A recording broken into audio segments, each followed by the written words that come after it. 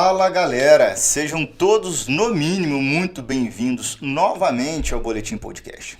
Eu sou o Rui Alves, apresento a vocês esse quadro de notícias, de bate-papo do nosso portal Boletim Goiás. Antes de mais nada, peço que você se inscreva no nosso canal, deixe sua curtida, o seu comentário, a sua opinião é muito importante para nós. E claro, gostando do nosso bate-papo, compartilha com o pessoal. Hoje nós vamos bater um papo sobre bioconstrução. Estou aqui com o meu amigo Filemon Thiago. Boa noite, Filemon. Seja muito bem-vindo ao nosso podcast. Muito obrigado pela sua presença. Nós que agradecemos. Cara, um papo interessante, um papo diferente até para mim, um assunto mais específico, mais profundo, de seu conhecimento, mas que eu estou aqui assim, curioso para saber. Tem um projeto muito bacana vindo aí. Filemon Alves Thiago, correto? Isso, correto. Isso. Bioarquiteto e urbanista, embaixador do Instituto Lixo Zero Brasil em Goiás, certo? Certo. Meu amigo. Sim, principal. Filemon, antes de mais nada, só para a gente conhecer um pouquinho sobre o trabalho que você faz, o trabalho que você desenvolve, conta um pouquinho para mim a classificação de bioarquiteto. Então, na verdade, Rui, primeiramente agradecer, né? Obrigado por essa oportunidade da gente falar das coisas que a gente tenta aí mostrar, né, e realizar. E os projetos a gente precisa muito, né? A mídia é importantíssima e o Boletim Goiás tem feito um trabalho maravilhoso, né? Isso tá aí na cara, tá todo mundo vendo, né? Obrigado mesmo. Na verdade, não existe uma definição de bioarquiteto como profissão em si. É arquiteto urbanista, mas como o meu foco, eu vou explicar um pouquinho depois como eu cheguei até aí, mas meu foco hoje é habitação de baixo custo, habitações sustentáveis, né, e a empregar a bioconstrução, né, a arquitetura vernacular, aquela que foi passada de pai para filho, em algum momento na nossa história se perdeu, e com esse foco eu me nomeio bioarquiteto. Mas, na verdade, sou arquiteto urbanista e também design de interiores. E hoje eu estou realmente exercendo mais a função social da arquitetura. Né? Isso tem me dado muito prazer e é o que a gente gosta de fazer. Sim, eu tenho acompanhado bastante o seu trabalho. A gente tem, inclusive, por meio até do Instituto Lixo Zero, que a gente se conheceu, né? Um projeto que você estava trazendo aí de classificação, de recolhimento dos lixos. O que é o Instituto Lixo Zero? Você, como embaixador, conta pra gente um pouquinho do que é o Instituto e o que é ser um embaixador do Instituto Lixo Zero em Goiás. O Instituto Lixo Zero trouxe nós até aqui. Quando eu falo nós, porque a gente não, como profissional, eu tenho uma obrigação social. E essa obrigação social a gente carrega junto as pessoas, né? Então, quando às vezes você vai ouvir eu falar nós, porque realmente a gente tem essa preocupação. Hoje, para mim, está formado, 7 não estão. Então, eu tenho uma obrigação social e o arquiteto em si é muito mais social do que ciências, né? Exata, vamos dizer assim. Mas ciência social do que exatas. O Instituto foi o que me trouxe até aqui, porque eu comecei a entender os resíduos, a forma de gerenciar, e a gente foi logrando aí por vários aspectos, várias cadeias que o Instituto atua, né? Ele atua como um conceito de desviar do aterro sanitário os materiais. Então a gente faz um curso bem simples, um pessoal muito bacana, e a gente se torna embaixador, né? E a gente começa a propagar essa mensagem do conceito lixo zero, que é desviar o maior número possível de resíduos, né? Seja eles sólidos, orgânicos, seja ele da construção civil, né? Que hoje eu estou aqui para falar disso, do aterro sanitário. Então, quando eu falo que ele me trouxe até aqui, porque quando a gente começa, eu sempre fui muito simples, né? A roupinha do brechó, comprei lá no encontro dos brechó que teve. Uns dias atrás. A minha horta, eu faço ela com o resto da minha comida, então eu já tenho uma pegada assim. E aí eu começo a colocar isso dentro da arquitetura, né? Então, o Instituto, ele traz essa bagagem, né? A gente tem falado um pouco mais sobre os resíduos sólidos, que é um grande problema. Infelizmente, a gente tem algumas políticas para o resíduo que é o reciclável, que a gente conhece, plástico, papel, papelão, mas a gente não tem tanto foco na arquitetura, na construção civil. Então, a gente precisa falar mais disso. Então, o Instituto é esse que abre as portas para a gente transformar, que seja o estúdio do podcast né, boletim, podcast, Isso. em lixo zero. Sim. A gente pode transformar todo o segmento. Escola, igreja, né, o podcast, cidades, né, em uma instituição lixo zero. Sim, quando a gente fala então de transformar, por exemplo, o boletim podcast com a estrutura em lixo zero, seria você fazer uma avaliação e ver o que de lixo a gente produz, de resíduo, não vamos falar lixo, que a gente produz e tentar reduzir no zero essa produção. Isso, a gente trabalha aí até 93% desviado do aterro, a gente já tem uma certificação. Um exemplo, aqui vocês... Uma certificação você fala, quer dizer, se eu conseguir apresentar, eu ganho um certificado que isso aqui é uma empresa lixo zero. Por quê? Hoje, muitas das vezes, a gente ouve isso demais, coloca no saco preto, que o pessoal da Comurga, a gente tem em Goiânia, passa e leva, né? Mas não é assim. Ele passa e leva para onde, né? Para onde está indo isso? Está indo para o aterro. E o aterro tem vida útil. Não tem uma separação adequada da companhia de urbanismo. Não, mas não é nem culpa deles. A culpa é minha como usuário, é sua como empresa. Né? A gente precisa colocar nome nos bois, vamos dizer assim. Entendi. Né? Não pode, é fácil demais jogar o Não, muito fácil, né? Eu sou um cara que eu não tenho disso. Falei, poder público. Não. E a minha parte? Como que a gente faz? Sim. Então, uma empresa, se ela produz, vamos supor, você tem 10 funcionários, vocês vão trabalhar a questão do resíduo. E o que você vai jogar, né, deixar ali fora para a coleta pública passar, vai ser só papel de banheiro, algum papel contaminado com óleo. Que não é reciclável. Que não é reciclável. Papel de banheiro não é reciclável. Não é reciclável. Entendi. Hoje a gente até tem tecnologia, mas a gente realmente... O padrão tradicional não é reciclável. Não é reciclável. Mas aí a PET... garrafa, vidro, papelão que produz, a gente vai destinar para uma cooperativa. Certo. Porque, Rui, eu sei que é um pouco tempo, mas a gente tem que falar. Os culpados de hoje estarmos como estamos na questão dos resíduos são essas pessoas que lograram ir, passaram por muita dificuldade, vendiam o PET baratinho e conseguiram, né, vamos dizer assim, fomentar uma cadeia. Sim. Porque através dessas pessoas, grandes empresários começaram a olhar o lixo, não mais como lixo. Mas como algo até lucrativo. Lucrativo, é uma das indústrias que mais cresce. Né? Que a indústria dos recicláveis. Dos recicláveis, né? E a gente precisa valorizar esse pessoal. Então, um grande abraço pessoal do Movimento Nacional dos Catadores, todas as cooperativas que a gente tem um relacionamento muito bacana. Praticamente tudo hoje é reciclável? Praticamente. É claro que a gente tem uma dificuldade aí em relação ao plástico. Ele entra, muitas vezes a gente põe o plástico para reciclar, mas ele tem um momento que ele não faz esse processo mais. Né? Então ele é descartado. Mas o vidro... Processo após processo, isso. Tem um dado momento que ele já não pode ser mais reutilizado daquela maneira. Tem algumas variações, Rui, que se perde, ela não recicla. Né? Certo. Tem umas variações. Mas existe uma forma de não reciclar, mas dar destino de uma certa forma mais adequado, que hoje a gente faz até tijolo, feito de plástico. Certo. Né? Um material mais rígido, a gente faz placas, faz adornos, né? Mas aí é um processo que é muito caro ainda. Entendi. Então ele compacta aquele material e molda ele em um determinado produto. Vaso, até um avanço tecnológico de estudos para poder fazer o reaproveitamento dele. No entanto, ainda é inviável. Inviável economicamente. Certo. Né? Então aí a luta pelas políticas públicas, né, para que isso se torne, que isso volte, né, que seja por um adorno, que seja por um equipamento, que seja por um móvel, né?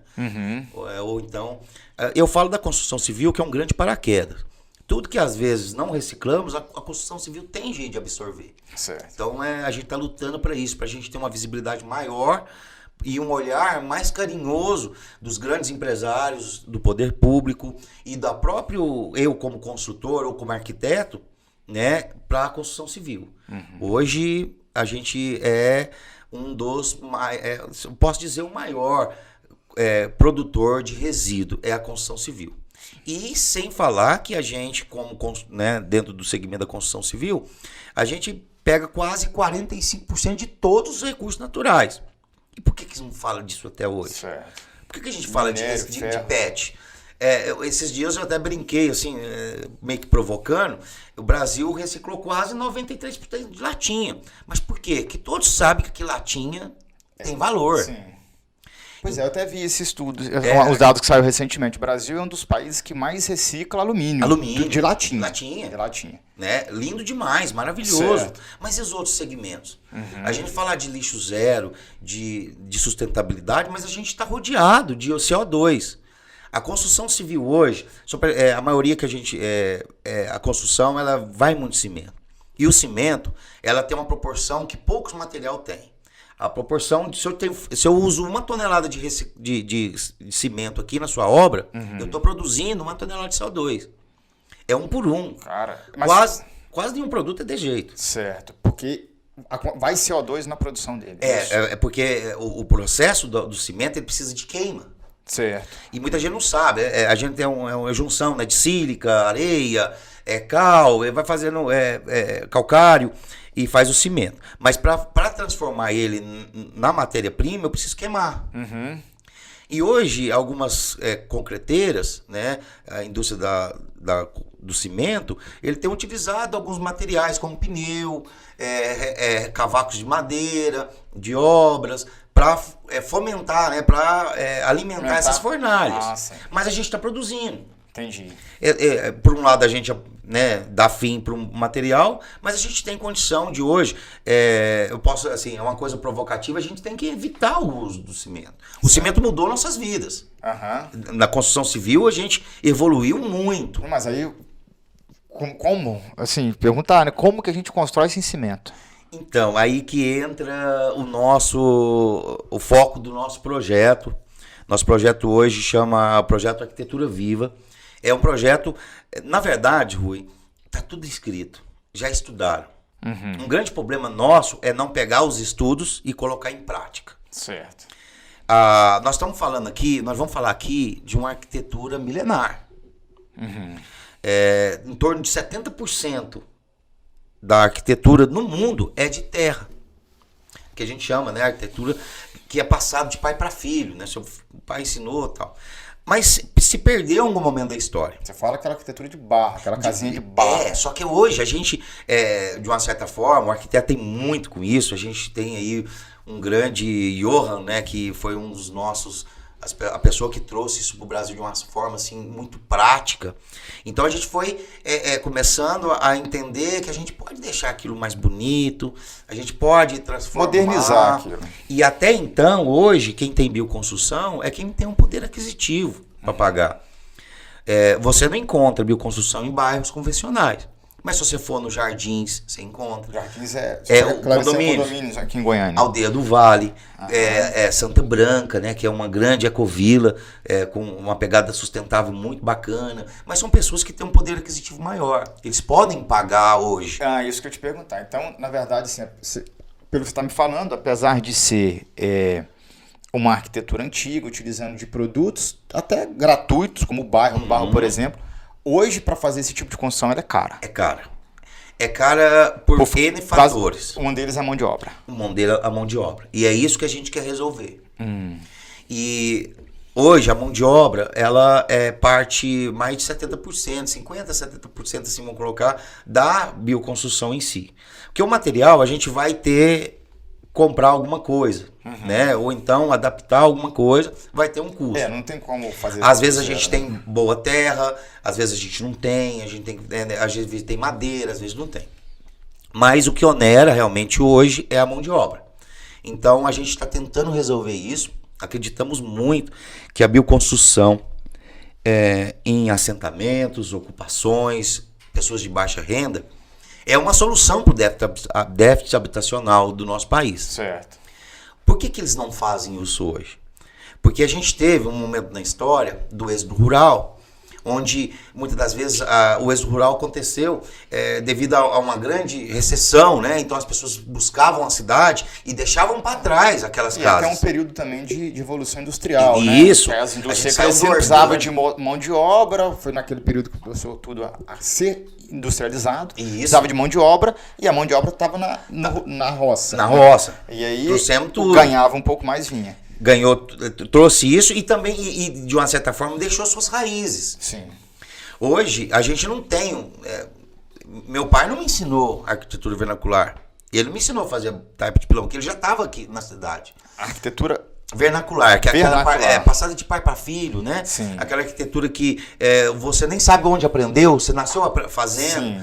Então isso você não tem via construir qualquer coisa lá na roça, um chiqueiro era feito dessa maneira, um galinheiro e tudo, na hora que isso é vernacular. Vernacular, arquitetura, né, passada de pai para filho, tem outros nomes também. Certo. Mas aí... Eu vou te fazer umas perguntas, mas assim, às vezes se eu não souber, eu falo, viu, gente? Não, pode parecer até bobo, mas porque pra mim, não, assim, eu não tenho... Bem tranquilo. Cara, e meu pai manja muito de construção. Ele não tem formação, mas ele manja muito de construção, inclusive de desenhar o projeto que ele ia fazer e pegar e executar. Tanto de idealizar a construção, qualquer coisa que seria na roça, quanto de fazer o serviço como pedreiro, de levantar parede e tudo. As obras dele são sempre muito boas. Claro, sempre utilizando essa construção moderna, sim, mas insustentável. E eu sei um pouquinho só de construção pelo que ver e acompanhar, tá? Mas tecnicamente, não sei, eu sou da área de jurídica, você sabe, né? Então, isso não é comigo. Com um pezinho no jornalismo. Cara, a gente... Eu gosto muito da comunicação, né? Eu sou um cara apaixonado pela comunicação. Pra você ter ideia, só mudando um pouco de assunto, mas já que você me deu esse gancho... Vamos. Tá bom, gostoso demais. Eu assisto televisão pra ver propaganda, cara. Tá passando o conteúdo, o programa que eu quero assistir, mas na hora que começa a propaganda eu fico ali olhando, porque eu busco o conceito daquilo que quer ser trazido, sabe? Qual a mensagem a ser passada, a produção do negócio. Então eu gosto da comunicação, a forma como é. E aí surgiu a oportunidade de a gente estar aqui com o Boletim Goiás e caminhando. Mas a minha área é jurídica, apesar da formação também em administração que eu tenho. E esse bate-papo, cara, da comunicação, que é gostoso. Esse bate-papo que traz. E a nossa pegada aqui no Boletim Podcast é trazer exatamente a discussão para uma notícia que foi veiculada no Boletim Goiás. Okay? E o nosso bate-papo hoje está sobre isso. Hoje mesmo saiu a notícia do projeto, né? Arquitetura Viva, formando construtores. Isso. Correto? Que é essa da construção, da bioconstrução. A gente teve essa apanhada, eu quis trazer isso sobre o que é o resíduo, trazer o Instituto Lixo Zero, que foi esse trabalho que você já desenvolveu, que a gente chegou próximo, para a gente entender um pouco do que envolve a bioconstrução. A gente está falando de uma construção, não vamos falar 100%, que hoje nada é 100%, né? Não. Mas uma construção do máximo sustentável possível. Sim. Até porque você estava falando dos resíduos da construção. Como é que são gerados os resíduos na construção? Que resíduos são esses da construção civil comum? Inúmeros. Como eu disse no início, nós somos responsáveis por a maior produção de resíduos. Porque a gente está numa cadeia muito grande. Tá? Se eu vendo latinha, se eu fabrico lata, eu faço o segmento daquele material. Uhum. Claro que gera o resíduo convencional, porque onde tem humano tem lixo ou não, né? A gente já falou sobre isso. Mas a construção civil, ela gera entulho, muito entulho. Ela gera poluentes como tinta. Então, até uma classificação. Acredito que a gente não precisa entrar nesse momento agora, mas tem uma classificação A, B e C. Da tinta? De todos os resíduos, né? Uns que já são mais recicláveis, igual o entulho. Uhum. O entulho, a gente consegue tranquilamente transformar em outros materiais, se eu triturar. A tinta precisa de um processo maior, né? Então, resto de tinta de obra, a gente tem muito gesso. Gesso é algo muito poluente. Então, a construção civil por si só, ela tem muito impacto. Uhum. Hoje a gente tem grandes construtoras aqui em Goiânia. Nós somos uma das, se eu não me engano, está entre as 5 maiores capitais em relação à construção civil. Nós não para. A gente vê, né? Isso é visível, visual. Às vezes eu fico imaginando, depois que eu fui saber, né? Assim, nem sei se é verdade, mas muitas das vezes eu falo assim, mas Goiânia não tem um rio, não tem uma praia, não tem nada, e aqui cresce a construção civil. Sim. Mas a gente tem um grande número de artistas, pessoas com dinheiro. Pois não, e recentemente saiu, inclusive, que Goiânia é uma a cidade mais procurada pelo turismo internacional no Brasil, é Goiânia. Investidores, né? Na construção civil, porque não para. Né? Então a gente precisa entender os resíduos e começar a dar destino adequado. Uhum. E esse destino... mas só para abrir o gancho de Goiânia, já que a gente mora aqui e tudo, é porque o povo goiano ele é acolhedor demais, cara. Aí eu acho que assim, são poucas pessoas, Eu, antes de morar em Goiânia, já tinha visitado, mas são poucas as pessoas que vêm aqui e não se sentem acolhidas e não querem voltar. Sai falando mal de alguma coisa daqui. Não tem. Até porque é aconchegante, é gostoso. E isso traz... Eu sou mineiro. Você é mineiro? De que cidade? Eu sou de Uberaba. Uberaba? Ó, e a gente tem assim, se então, alguém já ouviu... É com você mesmo. E a gente, não vamos entrar nesse assunto não, porque o pão de queijo é nosso. Nós que fez. Nós quem? Goiás? É Goiânia. Ó, Goiânia, Uberaba, Minas.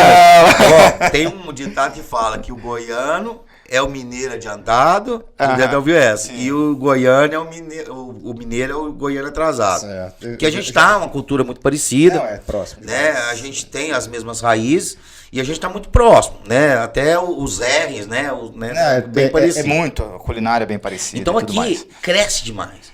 Então a gente precisa, hoje, uma estimativa da Comurg, né? A gente produz por ano em torno de 42 toneladas de resíduos da construção civil. Só da construção civil. E menos de 3% tem um destino adequado. Cara, é nada. Quase nada. É nada. Então, a gente está muito longe de estar... Mas você acha que esses 3% de destino adequado é a própria instituição, a própria órgão que dá a destinação? Muitas vezes, sim. Porque, assim, quando a empresa é grande, ela tem as ISO 9000, ela busca... O EGS, né, que hoje está aí em pauta, né? São certificações. Segurança para os investidores. Então, ele tem essa responsabilidade. Então, ela mesma economiza, certo. Questão financeira, né? Ela deixa de produzir resíduo, ela já está economizando e o que ela produz, ela destina, né? Muitas vezes para uma usina de reciclagem, de RCC e afins. Só que o nosso foco hoje é mostrar que tem jeito de construir sem cimento, ou com pouco cimento. Certo. Uma dessas formas é o tijolo ecológico, né? A gente tem um projeto chamado de tijolo Ecossol, que a gente usa... Tijolo Ecossol. Ecossol. A gente usa muito pouquinho. Ecológico solidário. Ecológico solidário, que o foco é também o social. Certo. Esse tijolo, ele está há muitos anos tentando visibilidade. E a gente está num momento em que o mundo está pedindo sustentabilidade. Então, a gente brinca, quem não é sustentável hoje está deixando dinheiro na mesa. Sim. Se vamos falar só de grana, não vamos entrar nem na parte ambiental, nada. Está deixando dinheiro na mesa. Até porque, assim, tem um estudo, parece que a cada 1 quilo de lixo que a gente produz, ou que vai para o aterro, em torno de R$1, você sabe melhor. A gente costuma dizer que cada real enterrado, a gente deixa de ganhar 5. Né? Entendi. Porque assim, quando eu não faço... Deixou de fazer R$1 que você deixou enterrado lá no aterro, é R$5 que poderia ter entrando com receita, poderia estar entrando para... A gente, num projeto de uma cidade de lixo zero, a gente fez um mapeamento em Goiânia. Goiânia gasta com a coleta pública em torno aí de 170 mil, acho que foi o estimativo. A gente poderia estar reduzindo isso a 10%. Se a gente empregar o lixo zero em toda a cidade, né? A construção civil é da mesma forma. Então, esse tijolo ecológico, que já está há anos lutando para ter reconhecimento, começou a ter reconhecimento pelas pessoas que têm informação. Certo. A gente precisa deixar isso claro. Quem tem acesso à informação, muitas vezes não é só quem vê internet, ou que tem, às vezes a pessoa que tem jeito de pagar uma faculdade, né? Começa a entender um pouco mais. Então essas pessoas, elas começaram a dar valor, a gente agradece muito, né? Pessoas um pouco mais conceituadas, que começaram a valorizar esse tipo de material. Certo. E como é que é feito esse tijolo? O tijolo nós trituramos o resíduo da construção civil. Aquele entulho. Tijolo, pedaço de cimento que é jogado fora, você quebra alguma coisa. Tem várias formas de fazer. Uma delas é com o solo. O solo eu tenho que retirar da terra. Qualquer terra? Não, a terra preparada a gente tem um traço, né? Esse chama o tijolo solo-cimento, né? Onde a gente pega o solo, cimento. É o ecológico, mas solo-cimento. O nosso, nós usa o RCC, que é o resíduo de construção civil. Eu trituro, aquele resíduo eu agrego com o cimento e deixo secar, curar no tempo. Então, por si só, eu deixei de desmatar o nosso cerrado. Certo. Tá? Uma grande dificuldade que a gente enfrenta hoje nas olarias... Você fala de desmatar o cerrado por causa utilizar a madeira... A olaria, ela tem que a argila e ela precisa do forno. Para esquentar, aquecer o faz, tijolo então e o forno é alimentado por madeira. Você tira, a argila é mais próxima a áreas ciliares, né? Rios, né? Que fica mais. E a gente tá com dificuldade de ter isso. E ainda tem a queima. O cerrado nosso é desvastado muitas das vezes. O cerrado, se a gente quiser falar só do cerrado, o cerrado ele tem um preconceito muito grande pelo cerrado. Vê aquelas arvinhas meio feinhas, meio tortinhas, pensa que pode cortar e meter no fogo, sabe? Então, com esse tijolo a gente já evita a queima, tá? Certo. E aí, na forma de encaixe, eu não preciso de muito cimento. Na verdade, eu faço fios de cimento, assim, sabe? Tipo um argamassa. Não tem argamassa entre um outro, é junta seca que a gente Porque fala, o formato dele, ele encaixa um no outro? Um no outro, e vai encaixando. Então, eu vou precisar de cimento onde? Na estrutura. Eu vou precisar de cimento nas colunas. Nas colunas que a gente faz dentro do tijolo, então é menor nos buracos. E a gente vai precisar de cimento, né, no acabamento, mas não para reboco e embolso. Eu não reboco isso. Não tem reboco na parede? Porque ele por si só já dá acabamento. Claro que você pode rebocar, mas se você não quiser, você já economizou 40% da obra. Porque o que é caro na obra, muitas vezes, é o tempo que você está lá. Sim. E também o material que você usa. Eu elimino o cimento do meu reboco. Eu posso pintar, mas não preciso rebocar. E ele encaixa um no outro certinho, já fazendo um acabamento ali lisinho. Aí depois eu só faço uma vedaçãozinha com tipo uma massa quando você rejunta piso. Certo. Sabe? Ele já por si só, eu aproveito as canaletas dele para pôr tubulação, para pôr fio, sabe? Então eu já eliminei a tubulação também do fio. Porque passa dentro dos Posso buracos usar, dele. sabe? Então a gente tem muita... E quem trouxe isso, a gente agradece muito, que foi as pessoas que estudaram, buscaram tecnologias sustentáveis e começaram a empregar em suas casas. Certo. Mas ainda está muito caro. Isso ainda está caro. Mas assim, pelo que você estava me falando aqui, na verdade, está mexendo aí com duas indústrias muito grandes. Né? Sim, e aí tem... porque você falou do cimento, ou seja, cimento a gente viu todo dia caminhão de cimento passando. E aí você está falando também das solarias. Também. Ou seja, reduziria o cimento e tijolo aí. Então, estamos falando de centenas, milhares de empresas que produzem esse tipo de material. Sim. Hoje, o nosso PIB, vamos dizer assim, o que nos manteve, principalmente Goiânia, todos nós sofremos com a pandemia, mas dentro das capitais, você sabe disso, nós fomos a capital que menos sofreu em relação... O Goiânia não parou. É a construção civil que é responsável. Ela emprega, o PIB é quase 12% de todo o país. Sim. Um PIB alto. Só da construção civil. Só da construção civil. Falando só dela. Ela emprega direta e indiretamente. Né? Mas ela também é muito danosa. A gente não pode esconder o sol com a peneira. Claro. A gente precisa falar para essas empresas que a gente precisa buscar soluções sustentáveis.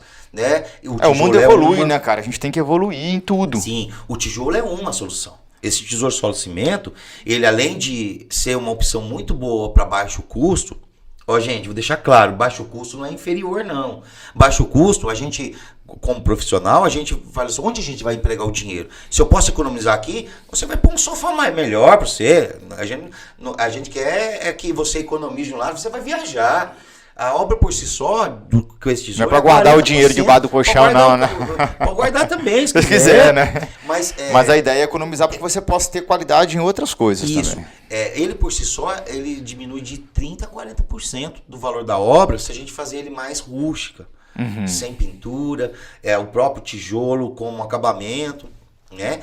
Então, se a gente está falando aí numa casa que hoje está em torno...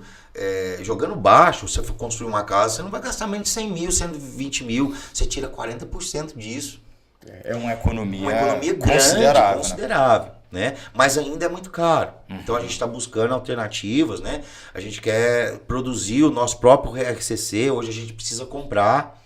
A gente ainda não tem isso do poder público para destinar, embora a gente esteja dentro de uma lei 12.305 que a gente pode buscar recursos, então a gente está atrás disso, sabe? Para transformar o que é lixo em matéria-prima para a gente... O que diz? O que é essa lei 12.605? 12.305, ela fala da gerenciamento de resíduos. Tá? E ela é estadual ou ela é federal? Não, ela é federal. Ela foi um marco, sabe? Hoje a gente está aí, graças a essa lei e a fiscalização, o Ministério Público e os agentes ambientais, a gente já está diminuindo o lixão drasticamente na cidade. Sim. É através dessa lei. E a gente está valorizando essa classe que é os catadores. Só que o resíduo da construção civil, ele está muito tímido ainda dentro da lei. Até porque não tinha muitas empresas, né, ou pessoas dispostas a abraçar essa causa, né, de transformar esse resíduo em algo mais valoroso, né?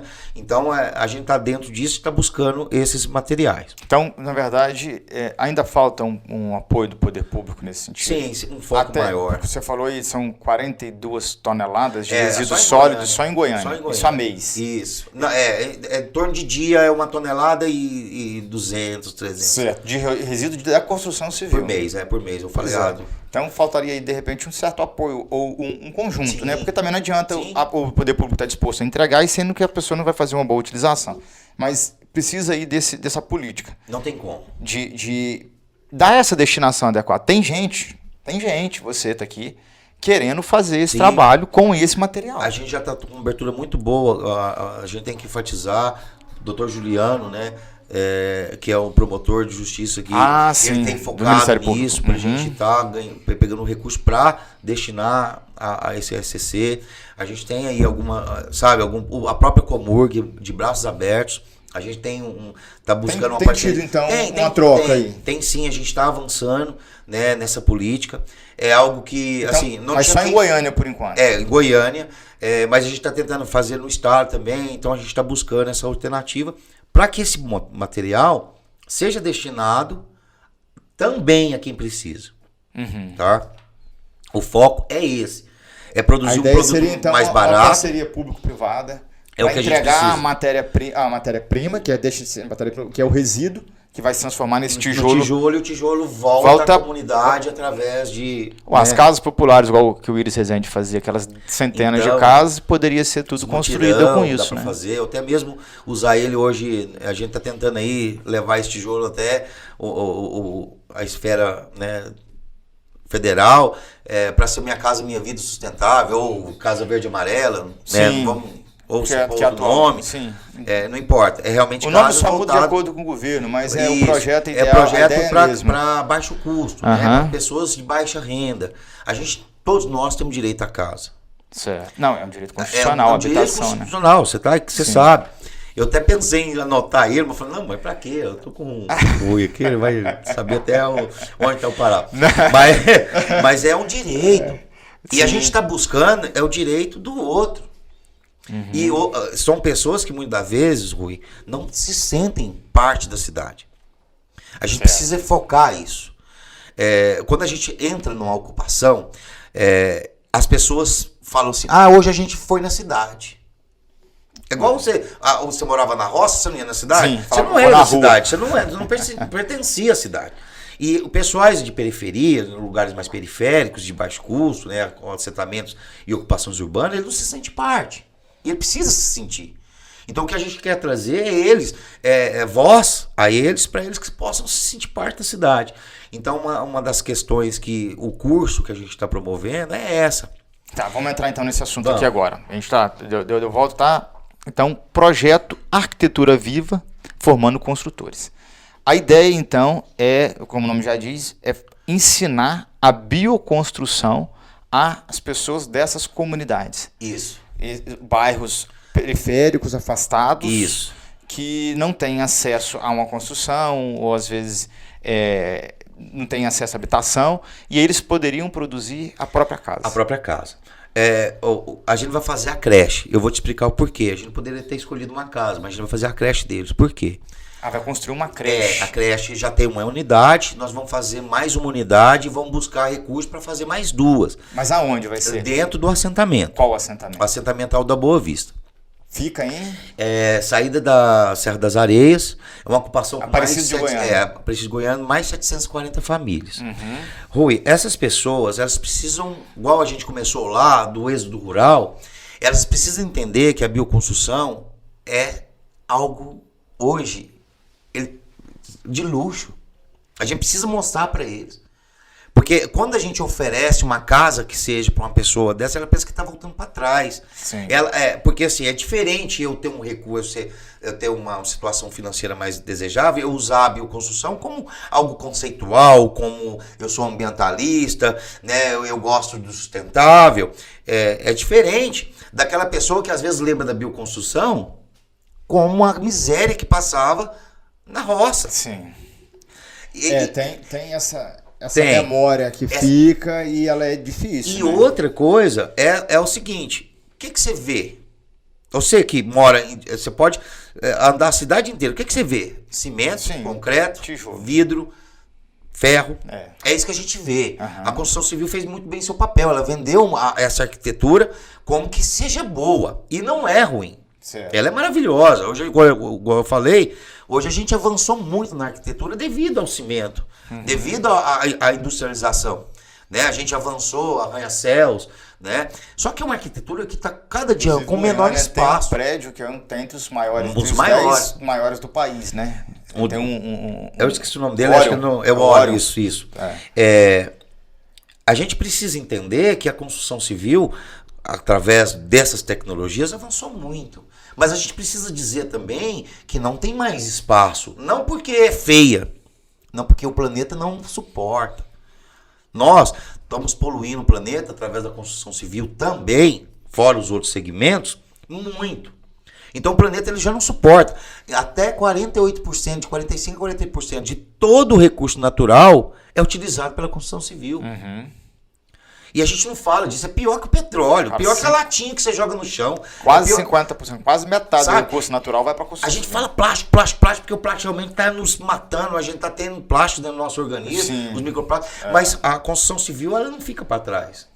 Né? O cimento, o ferro, a gente tem outros, se for para provocar, a gente tem que provocar. Tem a siderúrgica, a gente tem a indústria da decoração, né? Que por causa, então é um produto, tem muitos produtos dentro da construção civil, né? Sem falar na sua obra, porque eu como indivíduo eu queimo combustível fóssil. Que seja em trabalhar de ônibus. Eu tô a minha mão de obra ela produz poluição ao meio ambiente. Eu por si só. Nós por nascer, nós já estamos produzindo algo. Então, é uma construção que cresce, é uma construção que, de uma certa forma, nos mantém, né, economicamente, mas é uma construção que precisa ser revista. Então, é nesse sentido que a gente quer ensinar quem realmente pode devolver isso numa larga escala. E a gente está provocando ninguém. Certo. Porque vou dizer, qual construtora vai lá no assentamento da Boa Vista, por favor, não chame. Fazer as casas pro pessoal lá. Não tem interesse financeiro. Sim. Talvez eles tenham até interesse. Aqui a gente tem grandes construtores com viés social, mas eles também não podem fazer. Sim. Eles não conseguem. Então é um mercado que não tem concorrência. A gente quer realmente impactar o meio ambiente, impactar a vida dessas pessoas. Porque a partir do momento que eu ensino, eu falo assim, você está deixando de fazer sua casa com o barro que está no seu quintal. Mas fazendo algo, por isso que a gente vai fazer a creche. Porque muito bonito. Vão ver que é algo bonito, útil. E outro detalhe, é a construção que respira. É uma construção que eu elimino ar-condicionado. Nós estamos num calor danado. O goiano, se fazer uma chuvinha, acho que eles rezam, pede para Deus, 2 minutos baixou 2 graus de temperatura, então puxa o moletom por causa do calor e tudo mais, mas de repente vem o frio. Eu só não sinto muito que eu sou de Uberaba, perto de São Paulo, a gente lá, o frio é bravo. Assim, né? Pega o do São Paulo. Mas aqui a gente não tem isso, né? E a gente precisa muito de ar-condicionado. Até por conta da gente não observar, né, a arquitetura de uma certa forma, a insolação e tal. Mas aí as pessoas já não vão precisar. A própria arquitetura em si, ela vai respirar, ela vai manter o ambiente, né? É fresco durante o dia, mais quente durante a noite, com baixa patologia. Patologia, aqueles tipo de, né, rachadura, certo, alguma coisa que possa acontecer, de estragar, é fácil.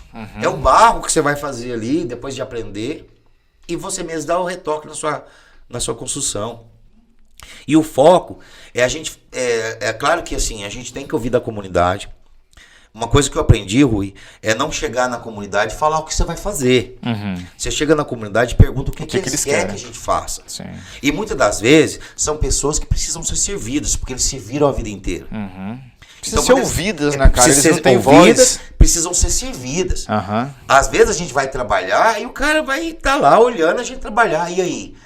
É o momento deles. Sim. Eles serviram a vida inteira, ou então continuam servindo, né? E às vezes nem estão com tanta dignidade. Então a gente vai servir eles ensinando esse ofício, instigando eles, né? Fomentando para que eles possam se tornar bioconsultores, fazer cooperativas. O nosso sonho do coletivo Ideias Urbanas, Casa do Cerrado e o meu, é encontrar bairros inteiros de bioconstrução. Certo. Mas não em condomínios fechados apenas.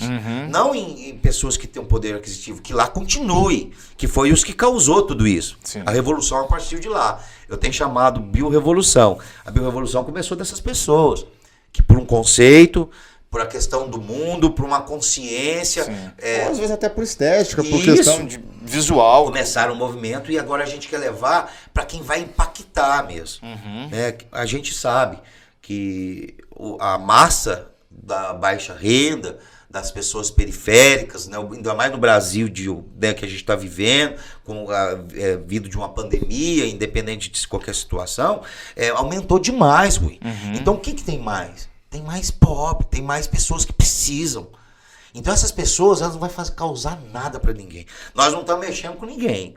Nós só estamos dando a oportunidade para quem não tem. Certo. E eles apropriar dessa... E no caso você até falou que a bioconstrução hoje, ela está no nível, na classe A da sociedade, porque ela se torna um pouco mais cara. Então você está ensinando uma profissão top, né, para essa comunidade. E essa comunidade, ela vai poder ter acesso à cidade até mesmo através do seu trabalho. Sim. Porque o bioconstrutor hoje, ele é valorizado.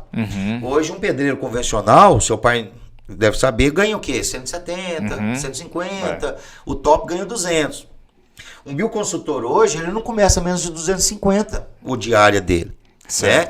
Então a gente vai inserir essa pessoa dentro da comunidade, dessas outras comunidades. Né? Só que o nosso... E pelo que você já me disse aqui, em Goiânia, por exemplo, tem os condomínios, então já tem mercado para esse pessoal. Tem mercado. A gente quer trazer, a gente tem outros parceiros. A gente vai fazer um grande barulho lá. Um dos parceiros Eu falo assim, a gente quer levar o CB, certo, levar o Sebrae. Porque a gente vai falar assim, gente, é porque a gente tem que fazer um serviço completo. Eu vou te ensinar uma profissão, mas você não sabe gerenciar essa profissão. Então a gente vai tentar buscar esses parceiros para, um exemplo, fazer cooperativas de bioconsultores. Entendi. Lá mesmo, se a gente tem 740 famílias, vamos colocar aí que 10% tem sua casa... Que seja de alvenaria, seja construção convencional, tijolo, cimento, telhado. A grande maioria é casa de lona ou de pau. Sim. Paus amarrado mesmo, vai pôr uns pauzinhos assim, não de pau em si, assim, que o teto faz um trabalho maravilhoso lá. Esse também tem muita dessas casas, mas não é essa que eu tô falando. Vocês devem já ter visto. Aquelas casas que você vai pôr um resto madeirite, de... Madeirite, ou armário jogado fora, compensado. Então, esse tipo de arquitetura tem muito lá. Então, lá dentro mesmo, se a gente criar e essas pessoas abraçarem essa ideia, eles vão criar as cooperativas ou as construtoras para eles mesmos. E é outra coisa, é uma forma do dinheiro ficar ali dentro. O Conselho de Arquitetura e Urbanismo tem sido parceiro? Não. Sem eles, a gente não conseguiria. A gente está tentando fazer esse projeto. O Rui me conhece, alguns de vocês devem me conhecer. A gente fez sempre muito na tora, sabe? Com muito amor. Mas a gente entendeu que a gente não chega muito longe. A corda sempre arrebenta pro nosso lado. Aí nós ou continua fazendo de uma forma não agradável, ou a gente para. Certo. Então, a gente conseguiu um edital do CAL, né? De CAL fomento, é o conselho, né? Isso, trazendo cultura. Porque o que a gente está ensinando é uma cultura passada de pai para filho, que em algum momento se perdeu. Né? Hoje, o que você tem para ensinar para o seu filho? Se a gente puder, desculpe o uso teórico, mas a gente falar aqui que a arquitetura vernacular no dia de hoje é concreto, cimento, areia, vidro. É isso que eu vou ensinar para o meu filho como ser bom. É porque é isso que eu vivi. É isso que eu aprendi. Assim que você construiu sua É assim que eu casa. construí minha casa. Certo. É assim que eu vejo, da onde eu for para um outro ponto, eu só vejo esse tipo de arquitetura. E a gente quer trazer essa revolução, né, o biorevolução que a gente chama, para essas pessoas que não têm dinheiro para comprar um saco de cimento.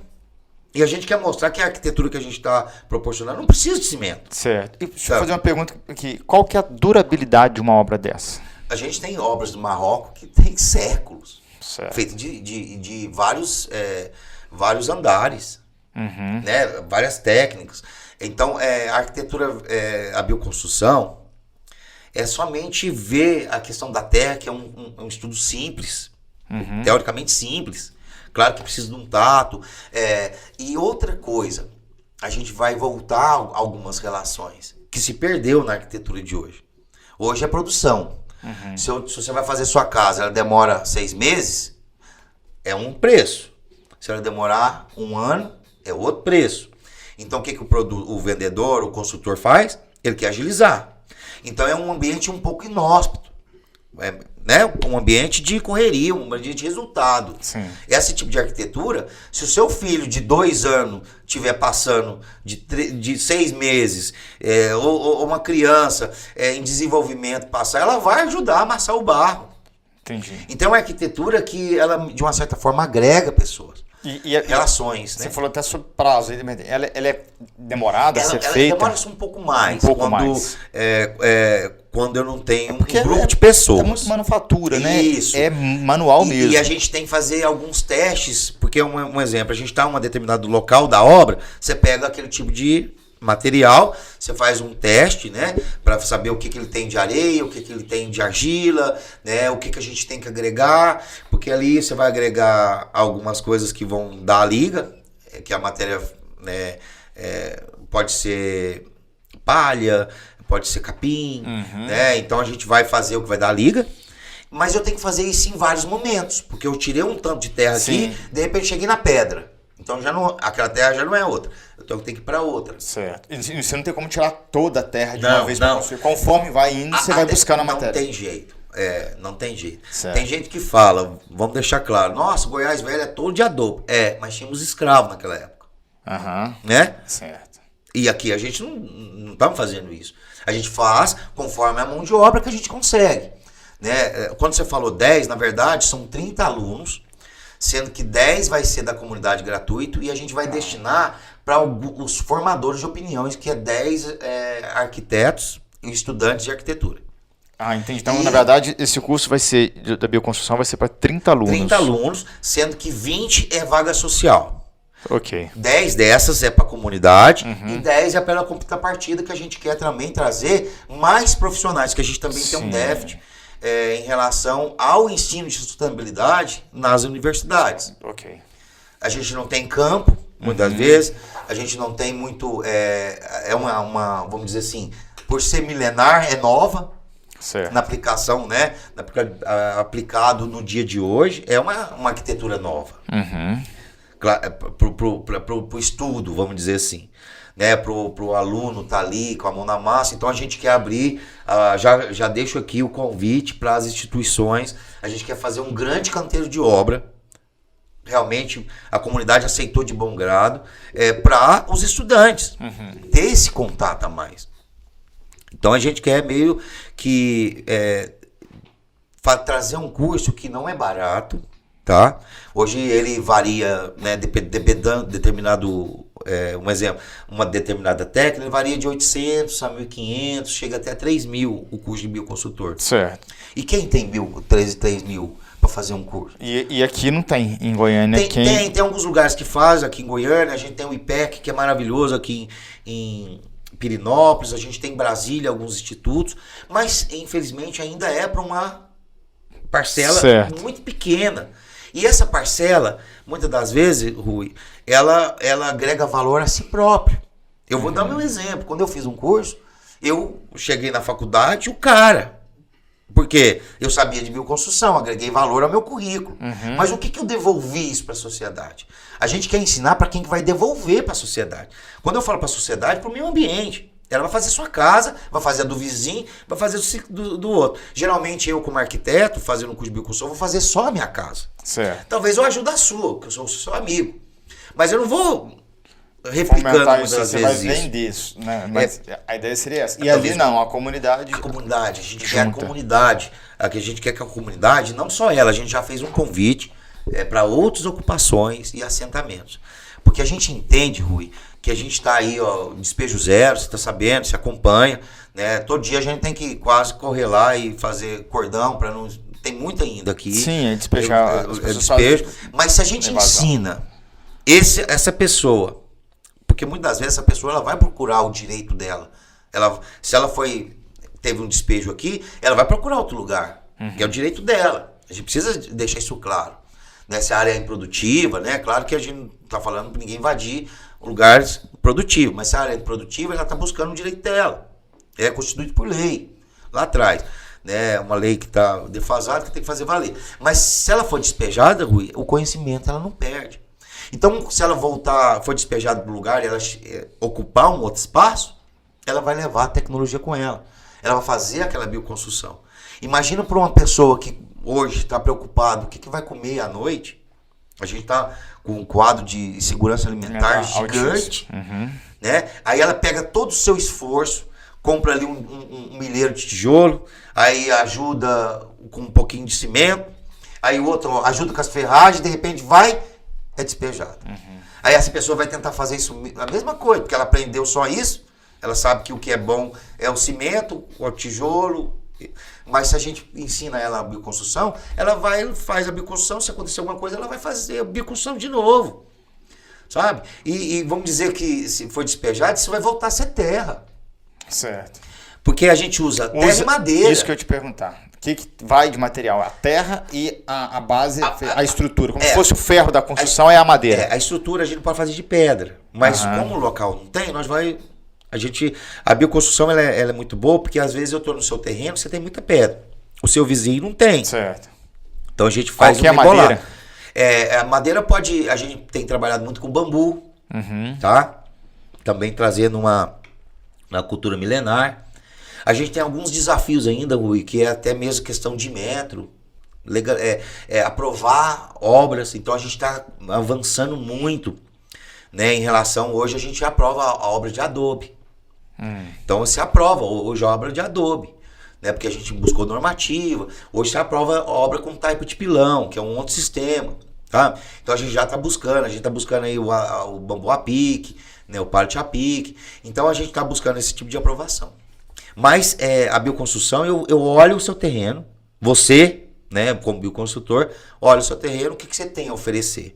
Você tem terra e pedra? Então nosso alicerce vai ser de pedra. Certo. Não, só tem terra e bambu. Então eu vou fazer uma bambu a pique, vou usar a própria estrutura do bambu como para fazer a armação da minha casa. E quem que é o idealizador desse projeto? O idealizador, quem está à frente é a Casa do Cerrado e o coletivo Ideias Urbanas, onde a gente faz um grande coletivo, a gente agrega profissionais, arquitetos, engenheiros.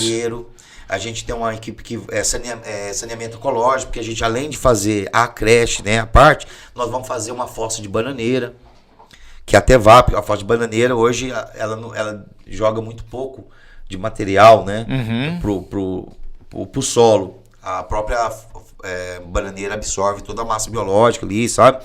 Então a gente vai fazer uma fossa lá também, banheiro e um berçário. Certo. E aí o projeto ele é para iniciar quando?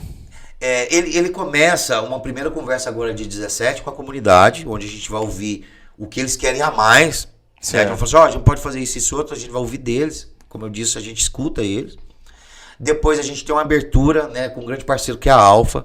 Ela vai nos ceder um espaço. Alfa Faculdade. A Faculdade Alfa Faria. Eu chamo Sim. Alfa Faria. Centro Universitário. Certo. Eles vão nos receber para uma grande palestra onde a gente convidou uma das maiores referências atuais, que é a Aga Propala, que ela é nora do Johan, e ela fala sobre arquitetura descalça, uma arquitetura realmente autogerida, certo. Né? Uma arquitetura que eu aprendendo, eu posso passar esse ensinamento, sabe? Não tem muito segredo não, gente. A bioconstrução, ela é uma conversa. Às vezes eu tô com uma terra aqui, eu ligo para um amigo e falo assim, e aí, põe um pouquinho mais de palha, sabe? E ela vai dar um resultado maravilhoso. Então ela vai trazer várias tecnologias que... E tem data para o início da construção? E a construção a gente quer começar em setembro. Setembro. Eu queria começar antes, mas a gente quer preparar o terreno para os estudantes, só fazendo a bioconstrução. Nós queremos deixar todo o terreno preparado, o alicerce pronto, as esperas prontas, né, o esqueleto da obra, para depois eles só preencherem com o seu trabalho. Qual que seria o trabalho? Realmente saber como que dá a liga do tijolo, que tom que a gente vai, né, de que traço que a gente vai usar para madeira, para o barro. Às vezes tem que pôr um pouco mais de areia, às vezes tirar um pouco. A gente quer mostrar isso para eles, quer que eles sintam isso, né? E vai até o final de novembro. Certo. Onde então a gente vai quer fazer ser uma obra relativamente rápida, de setembro a novembro. Porque a gente quer usar aí os finais de semana, né?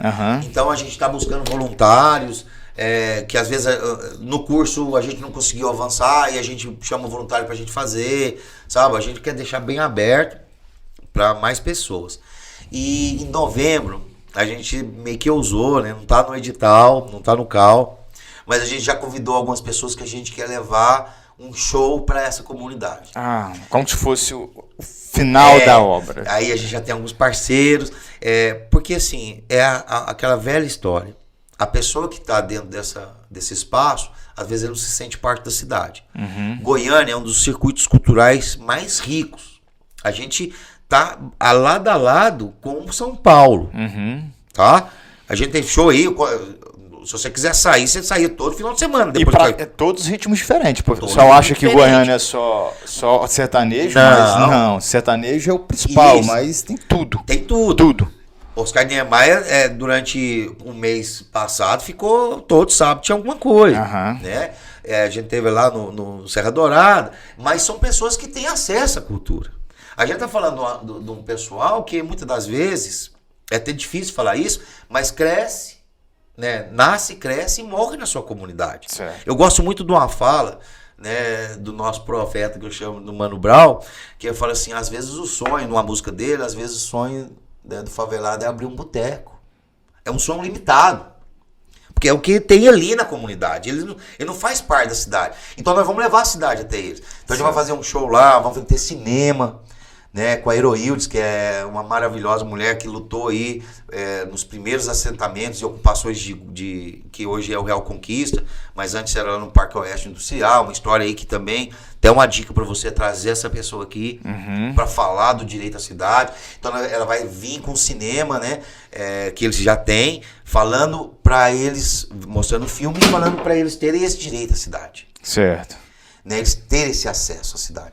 E então a gente quer levar essa galera, né, para fazer show, a gente vai fazer apresentação, né, fazer um grande rolo lá. Muito e vocês também conosco. Sim, e eu agradeço a indicação da Heroildes para trazer ela aqui. Maravilhosa. Memória e Resistência é o nome do instituto dela, né, assim, que ela faz parte. Eu nunca vi uma comunidade com tanta voz. Talvez eles não tenham tanta coisa, porque é difícil mesmo, tá?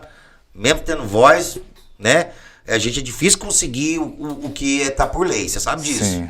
Né? Mas eles são pessoas que têm inspirado outras, né? Nesse sentido. Não, e você é uma pessoa que inspira muito, Filemon. Você é um cara que eu tive um prazer enorme de te conhecer, e vejo esse trabalho preocupado que você tem de devolver um pouquinho daquilo que você recebeu durante a sua vida. E acho que isso conectou a gente, né, nesse projeto. Eu também gosto disso. Acredito que a gente pode fazer muito mais do que apenas passar por essa vida. A gente pode passar pela vida deixando algo para alguém. Sim. Eu até costumo dizer, cara, eu gosto muito dessa analogia, que eu vejo que nós somos como se fosse... Eu vejo Deus como se fosse uma criança brincando com a sua caixa de massinha. Tipo essas jujubas aqui. Cada uma de uma cor, cada uma de um formato diferente. E você pega a criança pega as massinhas e mistura na hora de brincar. Na hora de guardar na caixinha, ela vai separar as massinhas pela cor e guardar. Só que as massinhas elas não voltam mais só com a mesma cor. Ela volta com um pedacinho da cor do outro. E eu vejo assim, a nossa relação, a relação humana é isso. É eu deixar um pedacinho da minha massinha com você e você trazer um pedacinho da sua massinha comigo. Com certeza. E é isso que é interessante. A gente tem que fazer parte dessa caixa de massinha. Você não pode ser aquela massinha excluída. E eu acho que é isso que move, isso que movimenta. Cleman, foi um prazer desgramado, como eu costumo dizer, esse papo contigo. Esse desgramado também é nosso, gente, mineiro. Nós captamos ele aqui pro Goiás. É brincadeira, que a gente é bem quase um primo. Pois é, não, é tudo junto, misturado. É a massinha, né? Misturou aí os mineiros com o goiano, tá tudo junto. Cara, eu gostaria de depois, quando a gente terminar esse projeto, trazer você aqui novamente pra gente poder bater esse papo.